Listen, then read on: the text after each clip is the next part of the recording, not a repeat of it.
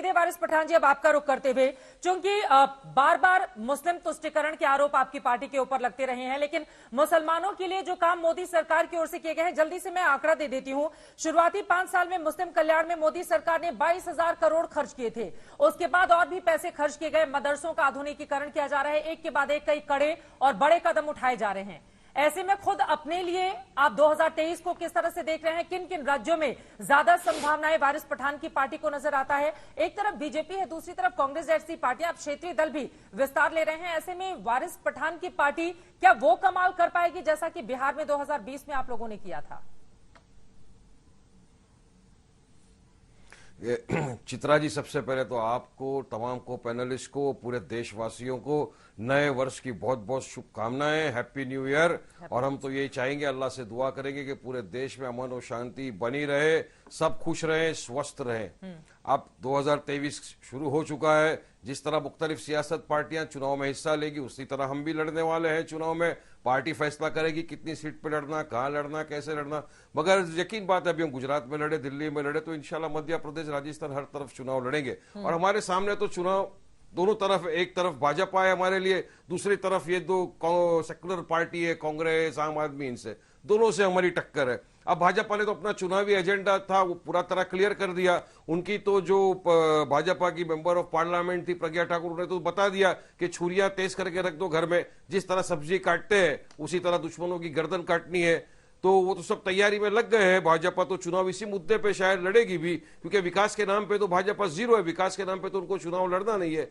और दूसरी तरफ कांग्रेस को आप देख लीजिए, तो भी सॉफ्ट हिंदुत्व की बात कर रही है। यानी कुल मिला के देश के अंदर कौन सबसे बड़ा हिंदू, उसकी होड़ लग गई है। तो कब चुनाव क्या हिंदुत्व पे लड़ा जाएगा, रिलीजन पे लड़ा जाएगा, या डेवलपमेंट पे लड़ा जाएगा? हम तो चुनाव लड़ने जा रहे हैं विकास की बुनियाद पे, पॉलिटिकल एम्पावरमेंट की बुनियाद पे, हिस्सेदारी की लड़ाई लड़ना चाहते हैं। और हमें चाहते हैं डेमोक्रेसी में चुनाव लड़ने से डेमोक्रेसी भी मजबूत होता है। एक एजेंडा है, मगर इनके पास क्या एजेंडा है तमाम दुनिया वाले, देश वाले देख रहे हैं, और कोई खंडन भी नहीं कर रहा। ना भाजपा के प्रवक्ता खंडन कर रहे हैं इस बात का, ना मोदी जी खंडन कर रहे हैं। ये वही प्रज्ञा ठाकुर है ना, आपको तो याद होगा चित्रा जी, जिन्होंने हेमंत करकर, जो हमारा बहादुर सिपाही आतंकवादियों से लड़ते हुए शहीद हो गया, उसको कहा था मैंने शराब दिया था।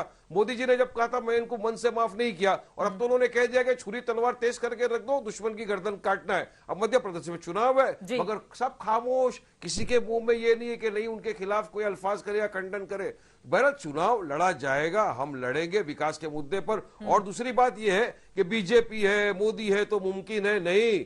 मोदी है तो महंगाई भी है, मोदी है तो बेरोजगारी भी है, मोदी है तो पेट्रोल डीजल गैस का भाव आसमान पे छू भी रहा है। क्या किया मोदी जी ने बताइए मुझे? 2 करोड़ युवाओं को रोजगार देना था, रोजगार तो मिला नहीं। तो चुनाव के वक्त लोग ये भी सब देखेंगे ना, क्योंकि अब जुल्लेबाजी पे चुनाव नहीं चलेगा। देश की जनता चित्रा जी बहुत समझदार हो चुकी है। 23 में हम आ चुके हैं, 24 की तैयारी शुरू हो चुकी है, हम लड़ेंगे। वारिस पठान भी कह रहे हैं कि पुरजोर तरीके से, और साध्वी प्रज्ञा का जो बयान है वो यकीनन एक सांसद का गैर जिम्मेदाराना बयान है। वो मध्य प्रदेश से आती हैं, जहां पर चुनाव भी होने हैं इसी साल। तो इस तरह के बयान के साथ खड़ी है क्या बीजेपी?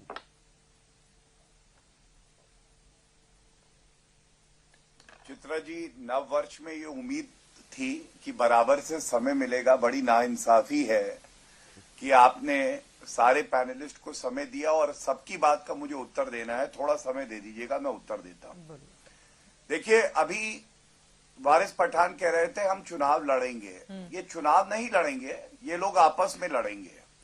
और आपस में इसलिए लड़ेंगे क्योंकि इनको जनता की सेवा नहीं करनी है, केवल सत्ता का सुख प्राप्त करना है, यही इनका मकसद है। और मैं इतना ही कहूंगा, 3, 4, 5 दगे कारतूस अगर एक साथ आ जाएं और मिल जाएं तो वो बम का गोला नहीं बनेगा, उसमें ताकत नहीं आएगी। यही हाल इनका है। अब याद करिए 2014 और 2019 में क्या ये सारी पार्टियां साथ नहीं आई थी? ऐसे हाथ उठा उठा के मोदी जी को कोसते थे, गाली देते थे, लेकिन जनता ने दिखाया किस तरह से हमारी सीटें बढ़ी, 282 से 303 हो गई। कांग्रेस के प्रवक्ता से शुरू करते हैं। उन्होंने कहा एनडीए के कुछ घटक दल छूट गए हैं। हम हर घटक दल का सम्मान करते हैं, लेकिन हम अपनी विचारधारा से समझौता नहीं करते हैं।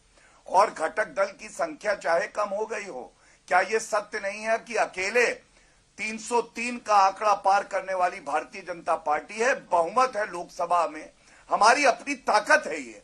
क्या इससे आप इनकार कर सकते हैं? दूसरी बात, कांग्रेस के प्रवक्ता ने कहा अच्छा काम नहीं बताया, तो मैं पूछना चाहता हूं, जब 220 करोड़ टीके लगे तो क्या भारतीयों को सुरक्षा कवच नहीं दिया गया? अभी कुछ ही दिन पहले कैबिनेट ने फैसला लिया, जो मुफ्त अनाज 80 करोड़ भारतीयों को जाता है वो चलता रहेगा, आगे भी उनकी मदद करेंगे। क्या ये नहीं दिखाता हमें आम जनता की चिंता है? पीएफआई पे बैन लगा दिया।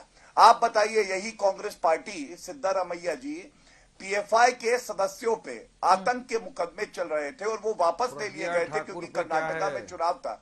दूसरी तरफ ठोस इच्छा शक्ति, शांत करा लीजिए। देखिए चित्रा जी, हाँ, मैं एक एक करके सबकी बात का उत्तर देना चाहता हूँ, बीच में ये टोका टाकी अच्छी नहीं लगती है। और ये दिखाता है कि गृह मंत्री अमित शाह जी की इच्छा शक्ति कि पीएफआई पे बैन लगाकर दिखाया, अनुच्छेद 370 संशोधित किया, हटाया, राफेल आए, अपाचे आए, चिनूक आए, चीन को जवाब दे रहे हैं, वन रैंक वन पेंशन, ये कुछ काम है, समय और लग जाएगा। लेकिन मैं एक बात जरूर कहूंगा कि देखिए ये पार्टी है, अभी मैं सुन रहा था त्यागी जी को, उन्होंने एक बात उठाई, किसानों का मुद्दा उठाया। त्यागी जी, आप हमारे साथ रहे, बिल्कुल सही बात है, और बिहार का क्या हाल हुआ है, जंगल राज लौटा है, ये भी सब देख रहे हैं। मैं एक बात कहूंगा, किसानों के लिए सबसे ज्यादा चिंता किसने करी? प्रधानमंत्री किसान सम्मान निधि, करीब करीब 2 लाख करोड़ का जो है डायरेक्ट बेनिफिट ट्रांसफर हुआ। ये नहीं दिखाता कि हमारी जो प्रतिबद्धता है वो किसानों की तरफ है। और समय आने दीजिए, बिहार में भी देखिएगा आपका सुपड़ा साफ होगा, क्योंकि आप जंगल राज जो था उसका रिटर्न होने वाले साथी के साथ है। आम आदमी पार्टी अराजक अपराधी पार्टी है। आप याद करिए चित्रा जी, भ्रष्टाचार बहुत बड़ा मुद्दा तो 2023 और 24 में रहेगा। सतिंदर जैन कट्टर बेईमान, मनीष सिसोदिया एक्यूज नंबर 2 कट्टर बेईमान, ये लोग केवल बेईमानी करते हैं। और भूलिएगा मत, अरविंद केजरीवाल आज तक पे भी कह चुके हैं, गुजरात के चुनाव में कलम लेके कागज पे लिखा 92 से ज्यादा सीट आएंगी। इतिहास रचा भारतीय जनता पार्टी ने, उनकी कितनी सीटें आई? वो इसलिए नहीं आई क्योंकि जनता इनके भ्रष्टाचार से त्रस्त है। अरविंद केजरीवाल जी मस्त हैं। ईसुदान गाडवी जो इनके मुख्यमंत्री के चेहरा थे, वो चुनाव हार गए, गोपाल इटालिया हार गए।